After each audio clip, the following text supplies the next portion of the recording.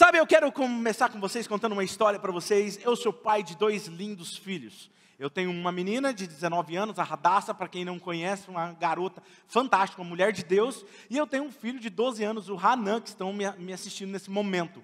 E interessante que quando a Radassa nasceu, todo pai, eu acredito que tenta fala assim, papai. Você fica tentando ensinar a falar papai. E a mamãe, mamãe, não, mamãe. E eu, papai.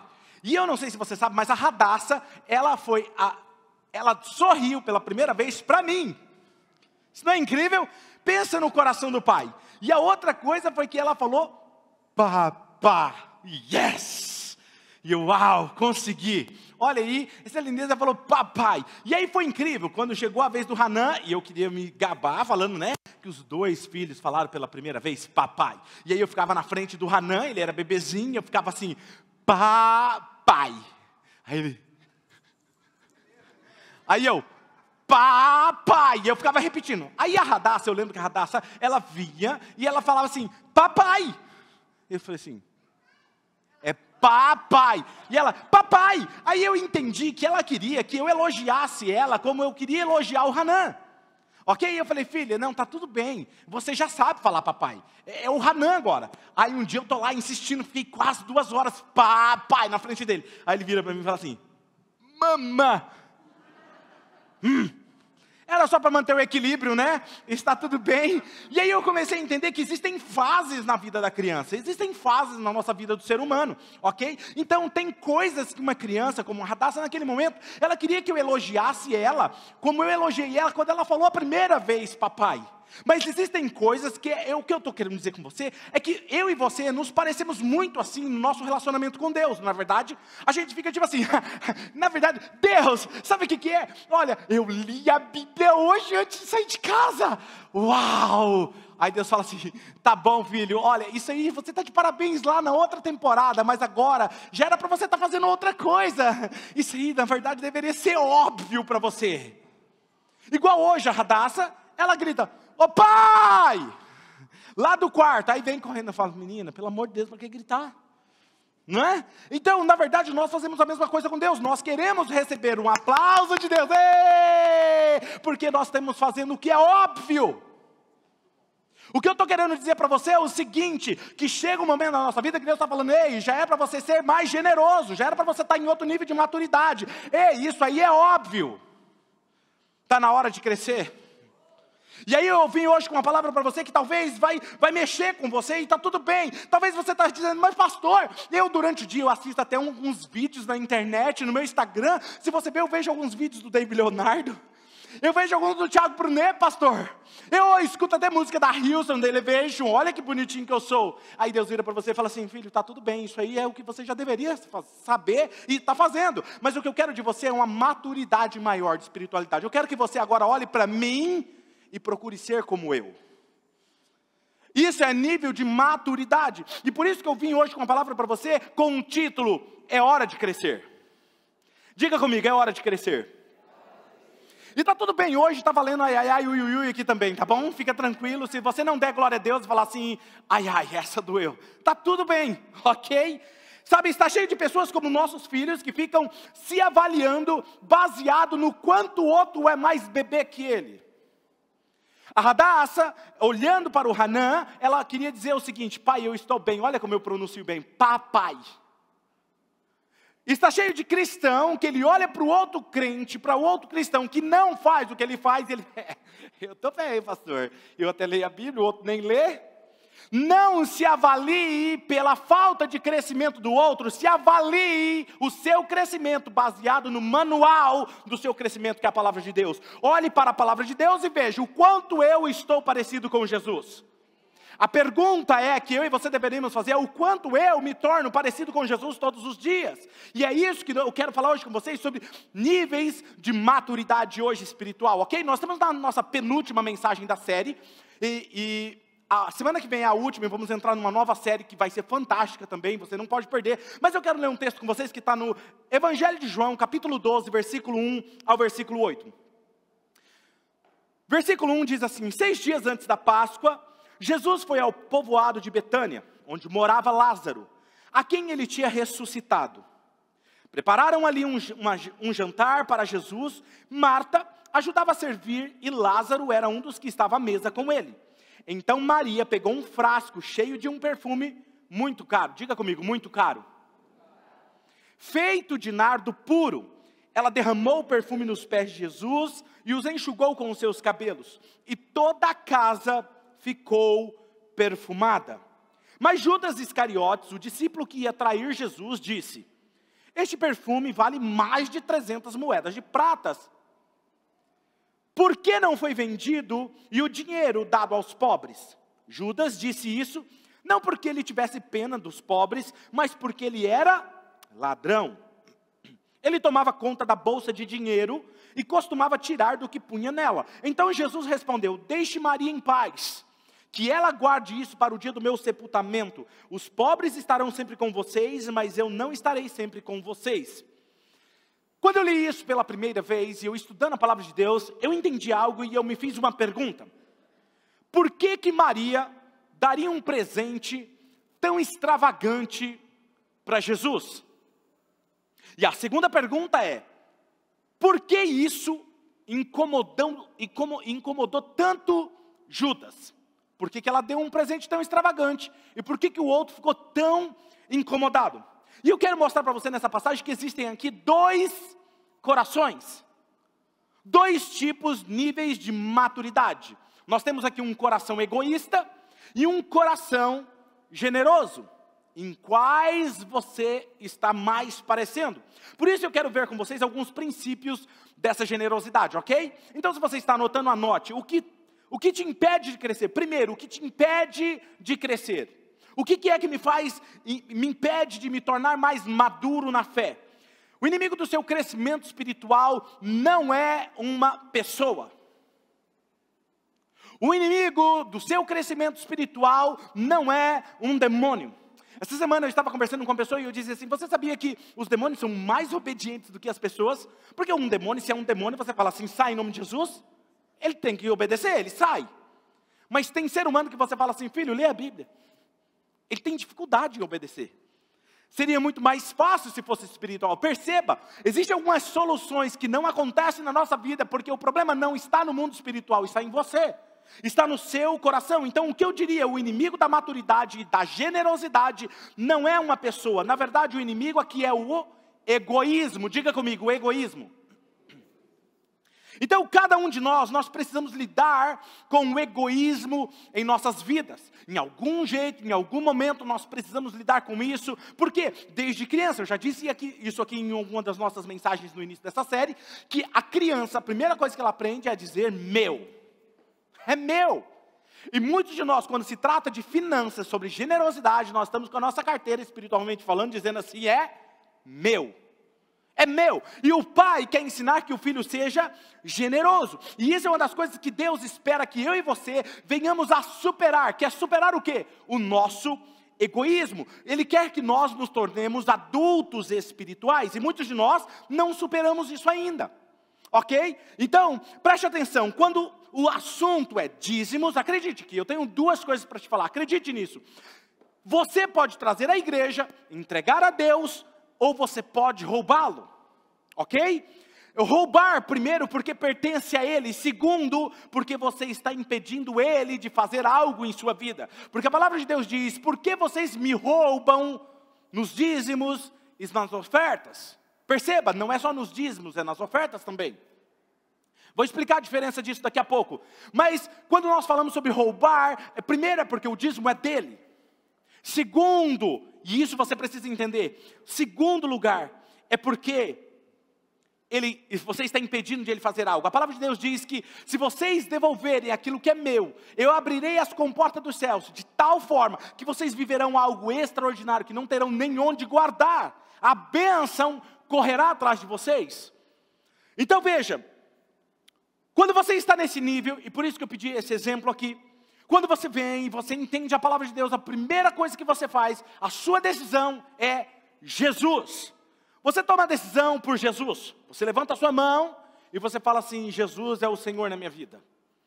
E quando você entende isso, depois disso, um outro passo muito importante, você se batizou, o outro passo muito importante na sua maturidade espiritual é o dízimo, ok? Nesse nível, quando você entra no degrau do dízimo,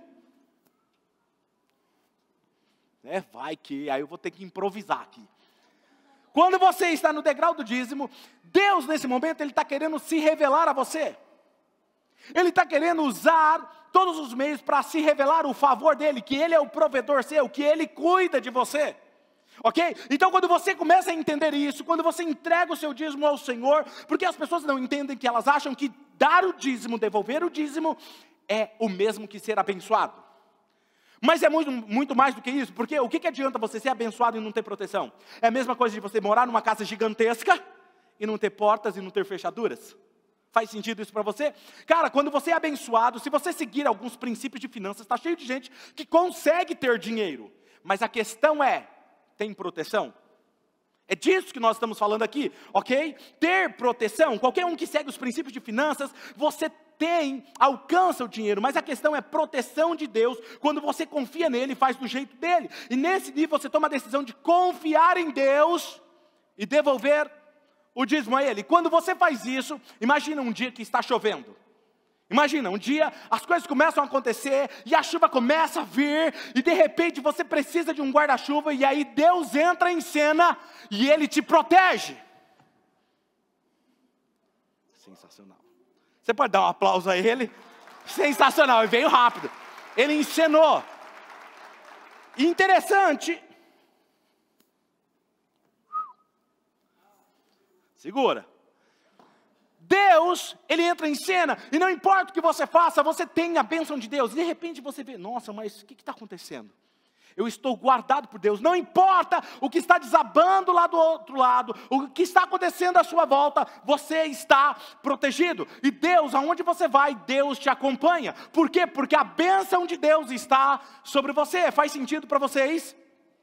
Então perceba, quando você faz as coisas do jeito de Deus, Deus traz proteção e provisão. Mas uma coisa você precisa entender, e aqui é fantástico, você precisa entender. Algumas pessoas dizem assim, mas pastor, por que as coisas não acontecem? Para mim que as coisas não vão, parece que não rompem, parece que por mais que eu ganhe dinheiro de um lado, eu perco do outro. Por mais que eu queira aquela promoção, eu nunca alcanço. Eu quero aquilo lá e eu não consigo. Meu negócio não deslancha. Sabe por quê? Porque você faz o seu negócio do seu jeito e não do jeito de Deus. E para você entender, eu vou exemplificar como é que a gente faz. Deus, fica aí, eu vou fazer do meu jeito, tá? Eu vou fazer do meu jeito.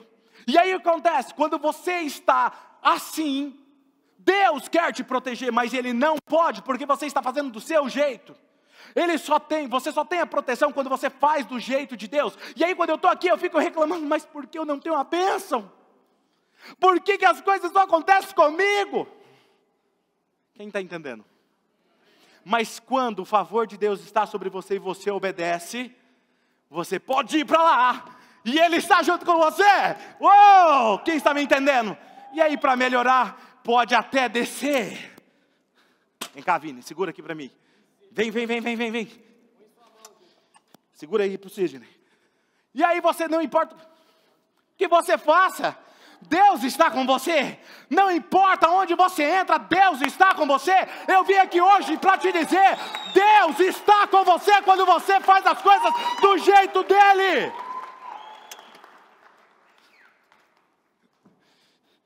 Isso aí, ó, obrigado. E aí entenda uma coisa, quando alguém fala lá na empresa de você, você não tem medo de ser mandado embora. Não tem medo, por quê? Porque a bênção não está no seu trabalho. Vamos mudar o vocabulário? Você e muitas pessoas falam assim, rapaz, pastor, eu preciso agradecer a Deus, Deus tem sido muito bom. Por quê? Porque Deus me deu um trabalho tão abençoado, um lugar tão abençoado. Você não entendeu uma coisa, não é seu trabalho que é abençoado. A bênção não está no seu trabalho, a bênção está sobre você. Se alguém te mandar embora, você vai para outro lugar, e a bênção vai junto com você. Você está entendendo?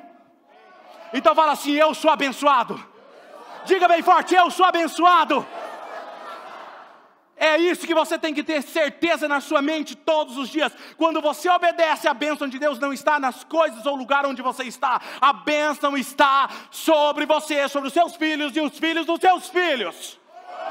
Obrigado. E isso me lembra Isaac.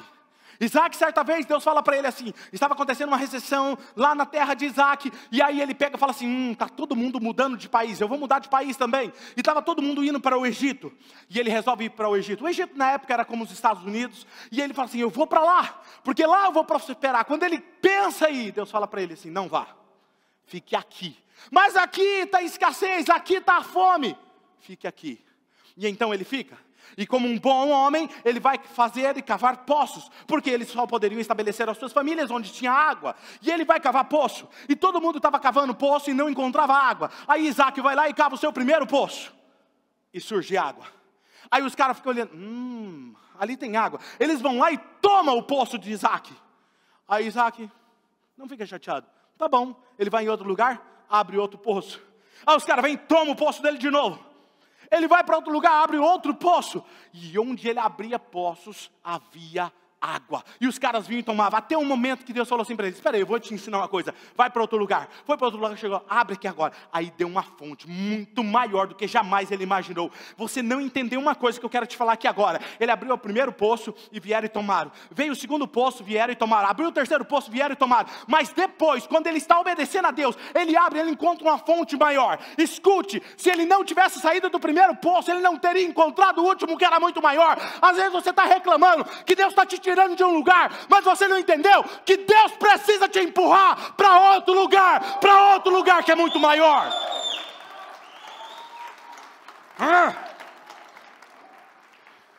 Deixa aqui meu exemplo. Qualquer coisa eu peço sua ajuda de novo. Então veja, outro exemplo. Sadraque, Mesaque e Abednego, nós não vamos nos curvar diante desse Deus. Aí tem lá uma fornalha de fogo, joga ele lá dentro. Mesmo eles passando por uma fornalha de fogo, a bênção de Deus estava sobre ele. Nenhuma das suas roupas foram queimadas, porque Deus estava com eles. José jogaram ele dentro de um calabouço, lá ele prosperou. Jogaram ele numa prisão, lá ele prosperou. Jogaram na casa de Potifar de novo, lá ele prosperou. Jogaram na prisão de novo, lá ele prosperou. Tiraram ele, colocaram ele no trono. Mas ele teve que passar por vários lugares e vários estágios. Talvez hoje você está passando por um estágio que não é tão agradável. Entenda uma coisa, hoje você pode estar na prisão, mas a bênção de Deus está sobre você. Ele está te empurrando para o lugar certo. Só fala assim, eu creio, eu recebo, e assim será. Observe agora algo interessante nesse texto que nós lemos. Algo me chama a atenção nesse texto.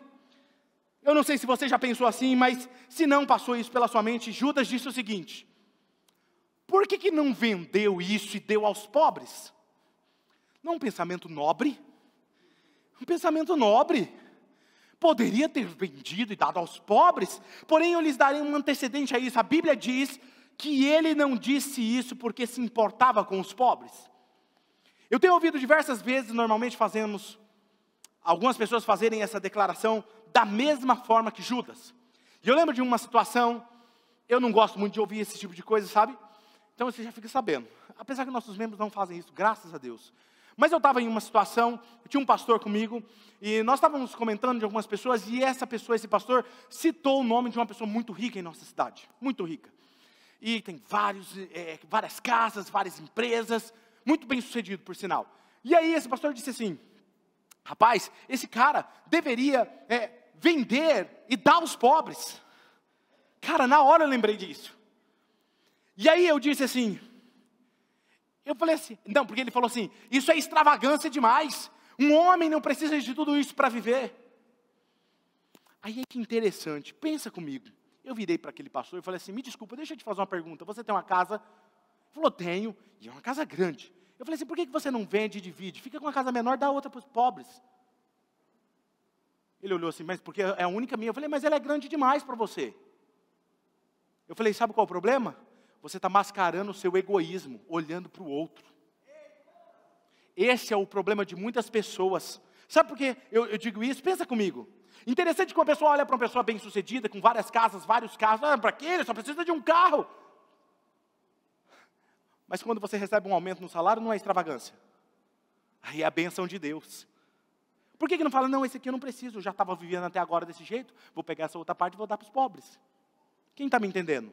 O que eu vim aqui te dizer hoje é pare de apontar a extravagância do outro para mascarar o seu egoísmo. Maturidade espiritual está em você crescer e entender que você tem que ser generoso. Sabe? Isso aqui é o que é inveja e egoísmo, ok? Preste atenção, deixa de apontar o dedo para mascarar o seu egoísmo. E isso era exatamente o coração de Judas, segundo as Escrituras. Observe algo mais. Ele era responsável pela bolsa do dinheiro. Ele era responsável pela carteira de Jesus. É o que o texto está dizendo. Ele era responsável, ele roubava o dinheiro que era colocado nela. E se Maria ofertasse o dinheiro, vendesse, ofertasse, ele iria roubar. Jesus tinha um ministério itinerante e ele recebia ofertas. Por isso que ele tinha que ter ele recebia muito dinheiro, porque ele precisava de um administrador financeiro. Porque se fosse algumas coisinhas só, Jesus administrava. Mas não, ele tinha alguém para cuidar daquela área, ok? E nós sabemos disso. E ele fazia o que? Ele roubava o dinheiro que estava ali. Agora deixa eu fazer uma pergunta. Nós temos aqui no nosso momento de generosidade, a maioria dos nossos membros fazem por transferência bancária e graças a Deus pela sua vida. Mas nós temos recipientes de ofertas na nossa igreja, que estão estabelecidos em alguns momentos no culto. E a pergunta é, você tem coragem de passar? E aí você faz assim, ó.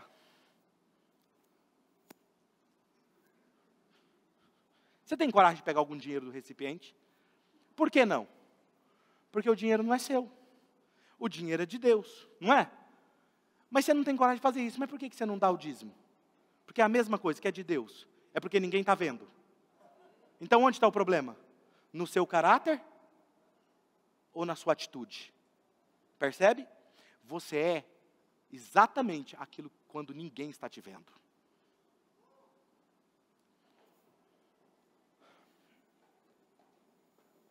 Observe, não é incrível que a Bíblia diga, vou falar algo interessante aqui agora, que Judas era ladrão. Judas era ladrão. E Malaquias diz que se você não dar o dízimo ao Senhor, você está roubando. É a Bíblia que diz, não sou eu. Perceba. Agora veja um detalhe. Por que Deus fez questão de frisar roubo e não furto? Nós temos policiais aqui em nossa casa. Quem sabe muito bem do que eu estou falando? Se você não sabe, pode digitar na internet. A diferença de roubo e de furto. Furto é quando não há um ato de violência, não há uma mão armada. Quando não está alguém ou proprietário no local do roubo. Se está, é um roubo. Quando ele não está, é um furto. Deus diz, você está me roubando. Por quê? Porque ele, em outras palavras, está falando, eu estou em casa e você está tirando na minha frente. Forte isso, não é? Agora ouça. Eu sei que vocês não querem às vezes falar sobre isso, porque a razão pela qual eu quero falar é que eu quero que você entenda que quando você está fora do guarda-chuva, você está fora da proteção, você está se colocando debaixo de uma maldição. É você que está se colocando, não é Deus que amaldiçoa você. É Deus que fala assim, ó, faça isso que você vai se dar bem. E aí você fala, não, eu vou fazer do meu jeito. Não tem o que ser feito. Agora observe uma coisa interessante. Quem deu a Judas a bolsa do dinheiro? Vou melhorar. Quem era o líder dos 12? Jesus. Quem foi que pegou a bolsa de dinheiro e deu na mão de Judas para ele cuidar? Agora eu vou te fazer uma pergunta. Você acha que Jesus não sabia que ele era ladrão? E por que ele deu na mão dele? Preste atenção nisso. A Bíblia diz, em João 6,70, então Jesus respondeu, não fui eu que os escolhi os 12, todavia um de vocês é o... Ele sabia. Jesus sabia que ele o trairia. Agora, por que mesmo sabendo, ele deu a bolsa de ofertas na mão dele? Porque Deus lhe dá a oportunidade de crescer nas áreas que são as suas debilidades.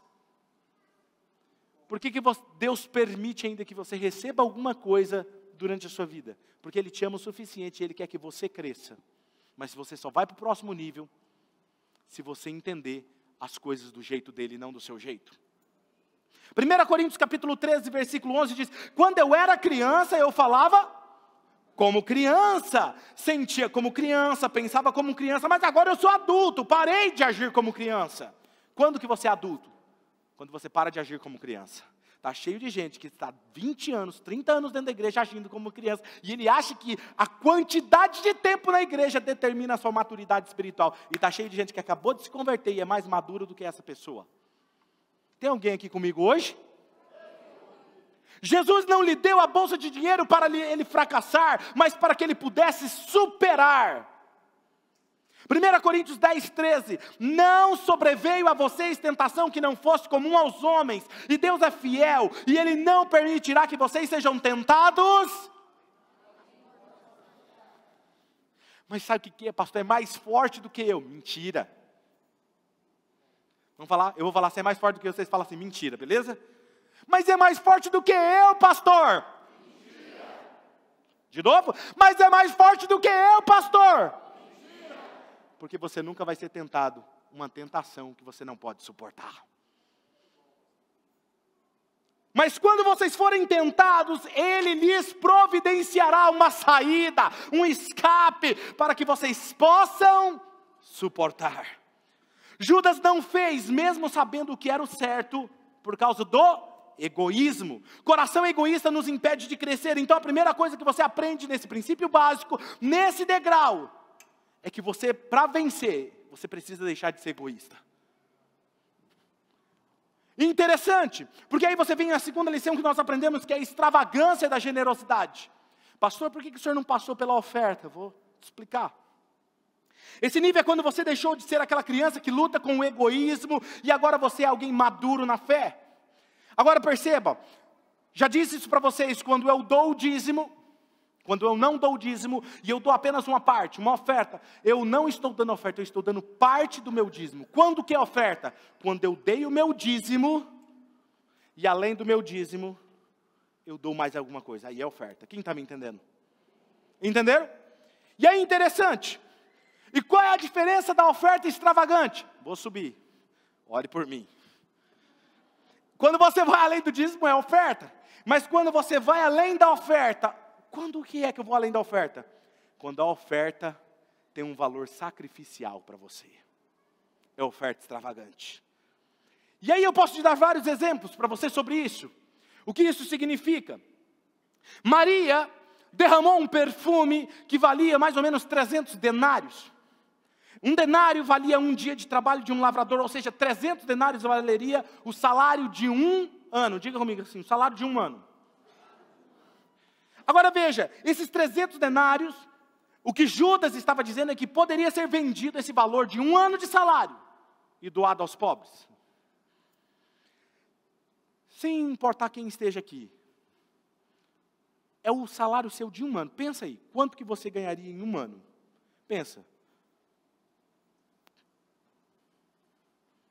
Pegar esse valor e dar de oferta na igreja. Seria extravagante, sim ou não? Agora deixa eu te fazer uma pergunta. Isso impressionaria Deus? Se você fizesse essa oferta extravagante, Deus ficaria... agora você me pegou. Cara, eu nunca imaginei que você faria um negócio desse. Você acha que ele ficaria impressionado? Sim ou não? Muito bom. Quanto dinheiro impressionaria Deus? Mas antes de você responder, vamos só dar uma recapitulada, vamos dar uma olhada no mapa da casa dele. A casa dele diz assim, olha, as ruas são pavimentadas com ouro. O meu muro eu coloquei jaspe, coloquei algumas joias preciosas, diamantes. Eu coloquei algumas joias incrustadas bem da hora, assim, sabe? Vai ficar bonita mesmo minha casa. Agora lembre-se disso. Outro detalhe, ele é dono de todas as outras coisas. Salmo 24:1 diz, leia comigo, 1, 2, 3. Do Senhor é a terra e tudo o que nela existe, o mundo e o que... Ageu 2:8, tanto a prata quanto o ouro. Se você usa a prata e o ouro é porque Deus, em outras palavras, está dizendo, eu permito. Se algo, um recurso está chegando até você porque eu permito. Diante disso, quanto dinheiro você poderia dar a Deus que impressionaria? Nenhuma quantidade impressionaria Deus. Mas tem uma coisa que você poderia dar que impressionaria Deus. Você sabe o quê? 2 Coríntios capítulo 8, versículo 5, o nosso irmão Fernando falou sobre isso, dá uma olhada aqui. 2 Coríntios 8, 5. E não somente fizeram o que esperávamos, mas entregaram-se primeiramente a si mesmos ao Senhor e depois a nós pela vontade de Deus. Ou seja, Ele se alegra quando você se entrega o seu coração a Ele. Tem muito mais valor do que o seu dinheiro, porque não é sobre o seu dinheiro, é sobre o seu, diga, é sobre o meu coração, diga, é sobre mim. Então, perceba, existem 3 formas de dar na Bíblia que nós observamos, que é dízimos, ofertas e ofertas extravagantes. E eu posso te mostrar um exemplo disso, é Davi. Davi, o rei Davi, ele certa vez, ele deu uma oferta extravagante, ele deu 21 milhões para o templo. Imagina uma oferta dessa, extravagante. É extravagante ou não? Aí você vai falar assim, mas ele também era um rei? Não é? E aí Deus levou em conta essa oferta extravagante? Claro que levou. E certa vez ele foi oferecer um sacrifício a Deus, escuta isso. Eu acho isso fantástico. Ele chegou numa terra e ele precisava, não me recordo agora quantos gados que ele precisava para sacrificar. Era muitos. E ele chega lá e ele olha e fala assim, eu quero comprar todos esses gados aqui e vou oferecer em sacrifício ao Senhor. E aí aquele proprietário olha para ele e fala assim, Senhor rei, o senhor não precisa pagar. O senhor é o rei, tome, é seu. E sabe o que ele fala? Eu nunca darei nada ao Senhor que não me custe nada. Está cheio de gente oferecendo algo para Deus que não lhe custa nada. É o sacrifício, percebe? Outro detalhe, mas ele era rei, pastor. Deus levou em conta? Levou, porque era uma oferta extravagante. Mas Deus também levou em conta a oferta de uma viúva, que deu 2 moedas. Diga comigo, 2 moedas. Olha o que o texto diz em Lucas 21, do 1 ao 4. Jesus olhou e viu os ricos colocando as suas contribuições nas caixas de ofertas, e viu também uma viúva pobre colocar 2 pequeninas moedas de cobre. Perceba, o rico pode ofertar e o pobre também pode ofertar. Agora, detalhe, olha isso. E disse, afirmo-lhes que esta viúva pobre colocou mais do que todos os outros. Todos esses deram do que lhes sobrava, mas ela deu da sua pobreza, deu tudo o que possuía para viver. Perceba que não está no valor, está no coração, na atitude do coração, na maturidade espiritual. Você sabia que a maioria dos cristãos, segundo algumas estatísticas de pesquisa, dizem que não chegaram nem no primeiro nível de maturidade espiritual, que é dar o dízimo, dar a Deus o que é de Deus. E quando eu li esses dados, me chamou a atenção, o que é o dízimo? O dízimo é você pegar 10% dos seus lucros, do seu prolabore, e dar a Deus, devolver a Deus. Não é 5%, escuta isso. Não é você pegar 5% do que você ganha. Tem gente que ele fala assim, não, eu vou dar o dízimo.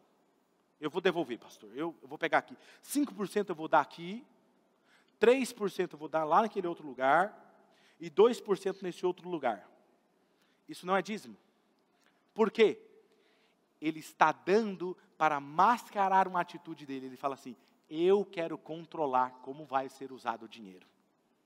Eu coloco aqui e eu coloco lá. A Bíblia não fala isso. A Bíblia fala assim, pega os seus 10% e dá no lugar onde você é pastoreado. Onde você é cuidado, onde você é alimentado. É isso que ele fala. Interessante, olha isso. Alguém outro dia, lá no início da igreja, a pessoa falou assim para mim, ela estava na minha sala, ela falou assim, pastor, eu estou pensando em me tornar membro aqui. Escuta isso. Na época, o valor do aluguel era alto, aqui é mais, mas lá já era alto. Você tem uma noção, não vou falar valor não, mas era alto. A pessoa falou assim, olha pastor, eu estou pensando em me tornar o membro aqui na sua igreja, e assim, fica tranquilo, viu pastor, posso trazer tranquilidade para o senhor, porque se eu der o meu dízimo, você já paga o aluguel.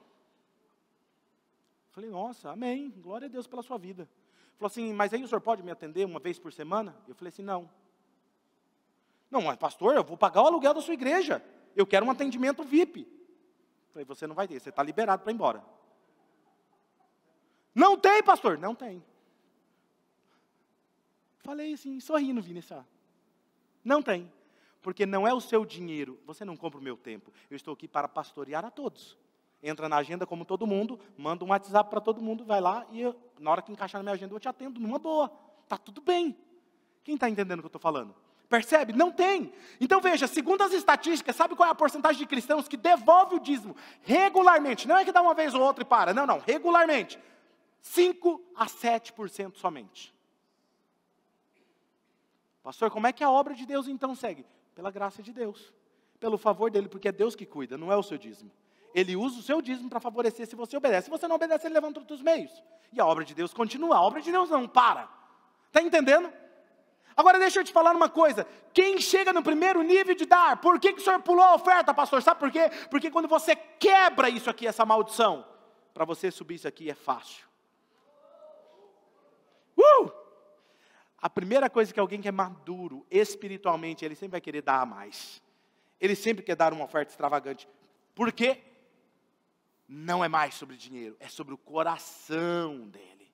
Então quando você rompe com o egoísmo, você desfruta do que é ter abundância e dar em extravagância. Ok? Porque você rompeu com o seu egoísmo. A terceira coisa é recompensa da generosidade. Qual é a recompensa da generosidade? Marcos 14, versículo 9. Eu lhes asseguro que onde quer que o evangelho for anunciado, e todo mundo, em todo mundo, também o que ela fez será contado em sua memória.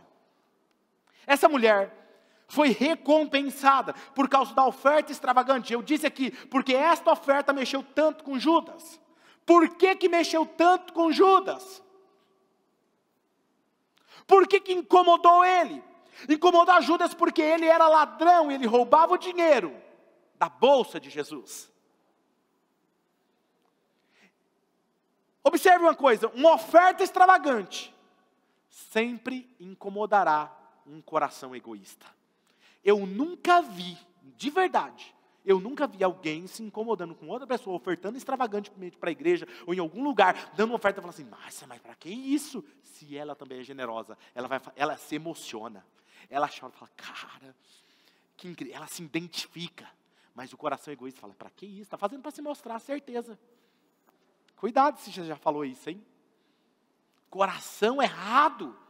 A segunda pergunta é, por que Maria daria uma oferta tão extravagante? Eu sei a resposta, alguém aqui sabe?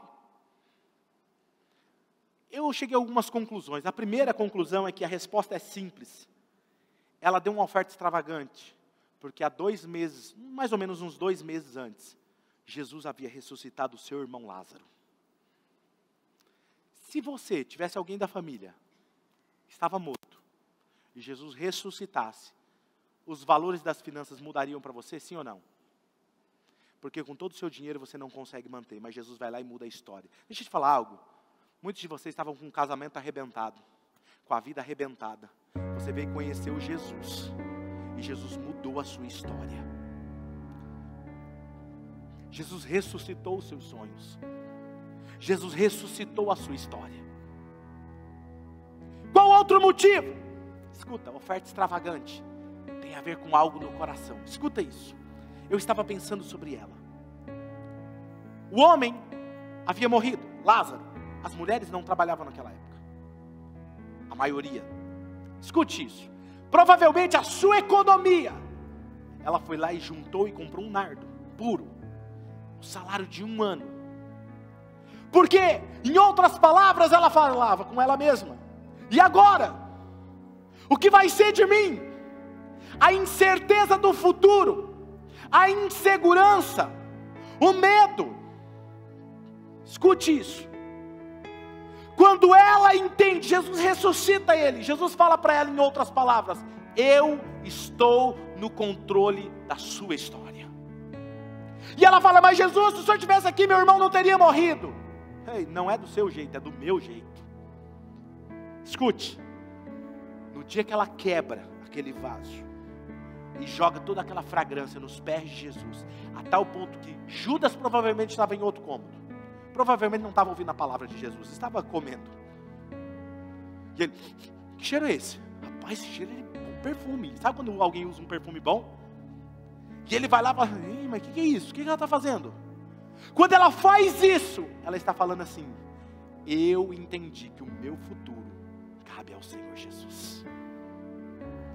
Toda a minha incerteza, tinha algo no coração dela que estava ocupando o lugar de Jesus. A insegurança, o medo, o futuro incerto. E quando ela quebra aquilo ali, ela está dizendo: Deus, eu confio o meu futuro a Ti, porque eu entendi que o meu futuro contigo é mais brilhante do que eu posso imaginar. Jesus, para, porque não é sobre dinheiro. Escute isso. Ele para tudo e fala assim: ei, eu quero que onde for contado o Evangelho, conta a história dessa mulher. Perceba que eu estar pregando hoje sobre ela, está se cumprindo a palavra de Jesus. Mais de 2000 anos depois, está um pastor na Oxygen contando a história dessa mulher. Posso te fazer uma pergunta? Havia algo escondido no coração dela, havia algo que estava tomando conta do coração dela, e não era Jesus. Quando ela confiou aquilo a Jesus, Jesus disse: uau! Olha o versículo 9 do capítulo 14 de Marcos. Eu lhes asseguro que onde quer que o Evangelho for anunciado em todo o mundo, também o que ela fez será contado em sua memória. Essa mulher veio sem pensar duas vezes, ela entendeu, e ela deu a Jesus. E Jesus disse algo que me chama a atenção: não reclame com ela, porque ela ungiu o meu corpo para o sepultamento. Escuta isso. Ela só obedeceu, ela não sabia para que ela estava fazendo aquilo. Ela ungiu o meu corpo para o sepultamento. Sabe o que acontece? Jesus foi crucificado, não tiveram tempo de ungir o corpo dele com perfume. E no dia, ao terceiro dia, quando pegaram os perfumes e foram lá ungir ele já não estava mais lá. Muitas vezes você, em obediência a Deus, faz algo. Você não sabe o porquê, você está só obedecendo. E Deus sabe o futuro. Deixa eu te contar, lembra que eu contei semana passada sobre o meu carro? Meu financeiro está aqui me ouvindo nesse momento. Ele assumiu as finanças da igreja, ele estava fazendo balanceamento de todos os anos da Oxygen. E quando eu doei esse carro, se eu não me engano, foi na época de setembro, agosto, setembro, uma coisa assim. No final do ano, nós passamos por uma demanda de muita gente saindo da igreja. Porque não estavam se adaptando com a visão da igreja. Muitos. E as finanças da igreja caíram. E ele me chamou e disse assim: pastor, deixa eu te mostrar isso. Lembra quando o senhor obedeceu? O valor do carro impediu que a igreja fechasse. Porque o valor do carro ficou para manter as contas da igreja em dia e nós não entrarmos no vermelho. Quando você obedece a Deus, você não sabe por quê, mas Deus sabe o porquê. Aquela mulher não sabia, mas estava ungindo o corpo de Jesus para o seu sepultamento. Hebreus 11:6 diz: sem fé é impossível agradar a Deus, pois aquele que se aproxima dele precisa crer que ele existe e que ele recompensa, ou seja, que ele é o pagador do salário daqueles que o buscam. Na verdade, o que eu estou querendo dizer para você é o seguinte: se você dá com o coração correto, nem eu que sou o seu pastor posso impedir de Deus favorecer você. Nem eu posso impedir, de nenhuma forma, que a bênção de Deus corra atrás de você. Um amigo meu, hoje de manhã, disse assim: pastor, no meio do mês, eu tomei uma decisão, eu e minha esposa. E eu falei com ela: vai ser assim agora. No último dia do mês, aconteceu algo inesperado. Percebe? Por que não veio antes? Porque não é sobre dinheiro. Diga, é sobre o coração. Se você entender isso, valeu a ser sério. Eu tenho essa responsabilidade como seu pastor de ensinar cada membro dessa casa Oxygen, que sejam dizimistas, ofertantes, generosos, e que você seja tão abençoado, administre tão bem as suas finanças, que você chegue no restaurante, pague a sua conta e fale assim: fica com o troco. Não é sobre você, é sobre o seu coração. O que é sagrado para você? Deixa eu te fazer essa pergunta. Feche os seus olhos. O que é sagrado para você? O que você tem aí no seu coração que ninguém mexe, que ninguém sabe? Para Maria, era o futuro dela. Era a insegurança. E para você? Talvez as fotos que você posta no seu Instagram diz algo que está escondido no seu coração. um medo de algo pior, casamento, talvez alguma coisa que está escondida. O que você precisa quebrar e ofertar hoje a Jesus? Ele me disse, enquanto eu estava preparando essa mensagem, que ele estaria falando de forma específica com cada pessoa aqui agora. Estão vindo coisas na sua mente agora. E talvez você está falando, mas isso é tão bobo. Não, não é bobo. Se ele está trazendo a sua memória, é exatamente isso que ele quer que você oferte. É o seu medo, é a sua insegurança. O segredo é entregar e obedecer. Feche os seus olhos.